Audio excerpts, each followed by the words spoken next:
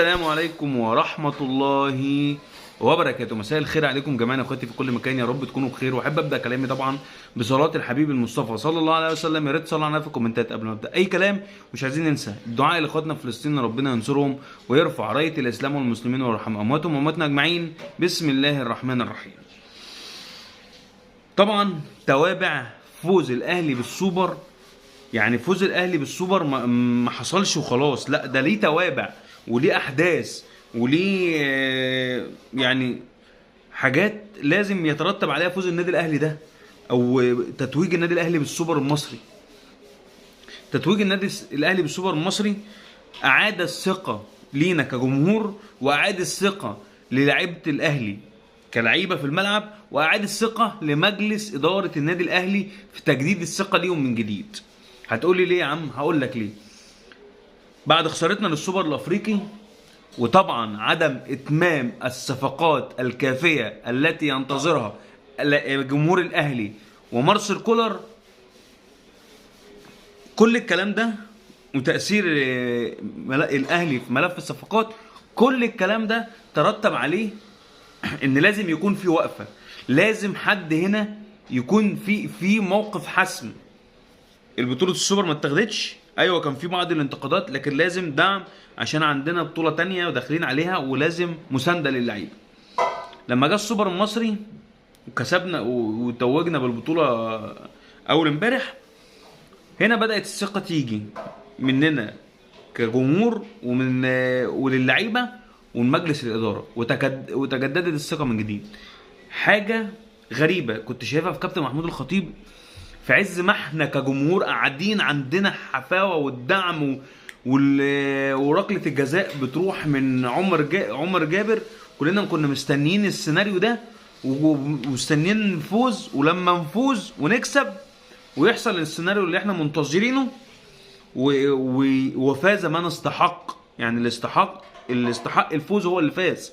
تمام. كابتن محمود الخطيب كان قاعد هادي جدا وراسي جدا، وخلاص يا جماعه خلاص الدنيا، رغم كل المشاحنات احنا كجماهير قاعدين بنتابعه وبنأزره وبنسانده، كان عندنا كم من الباور والضغط مش موجود، يعني كبير. فلك ان تتخيل ان ده مسؤول ورئيس مجلس اداره النادي الاهلي، فلك ان تتخيل ان الضغط الكبير كان عليه عامل ازاي. وان انا قلت ان في ركله الجزاء بتاعت عمر جابر دي لما كانت تروح كان هيقوم يهيص ويعمل احتفاليه ما بعدها احتفاليه. كان راجل عنده وقار وعنده رقي وعنده تحضر وعنده انا كسبت، ايه المشكله يعني اللي بعده؟ خلاص انا كسبت، انا واحد عندي 18 دوري، وعندي 18 دوري وانا لاعب وانا رئيس نادي، وعندي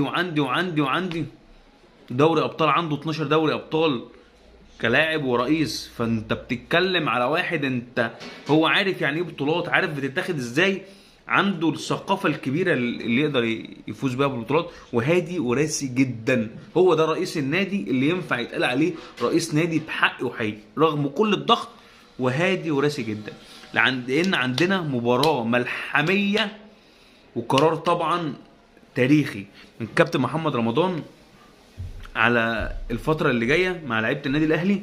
لعيبة النادي الأهلي احتفلت يوم التاني اقفل على الفرقة، حظر إعلامي مشدد وقرار تاريخي جديد من كابتن محمد رمضان في الفترة اللي جاية أو في الفترة اللي احنا فيها دي.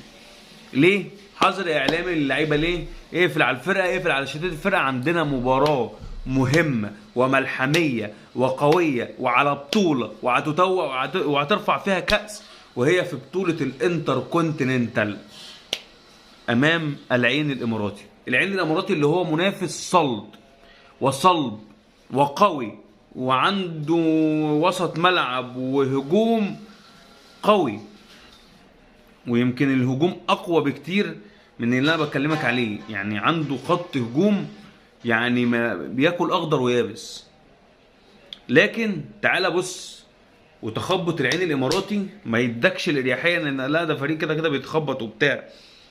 لا، الاماراتي بيتخبط في الفتره الاخيره، لعب 5 مباريات منهم 3 خساره، بيخسر في 3 مباريات ويتعادل في مباراه ويفوز في مباراه واحده. يعني تعادل مباراه وكسب مباراه وخسر في 3. ده بدايه تحضيراته للنادي الاهلي او الماتشات اللي هو جاي منها للنادي الاهلي مباشره، ومش هيلعب تاني. هو لعب اخر مباراه ومش هيلعب تاني، اللي هو خسر امام الهلال بنتيجه 4-3 او 5-4 حاجه زي كده.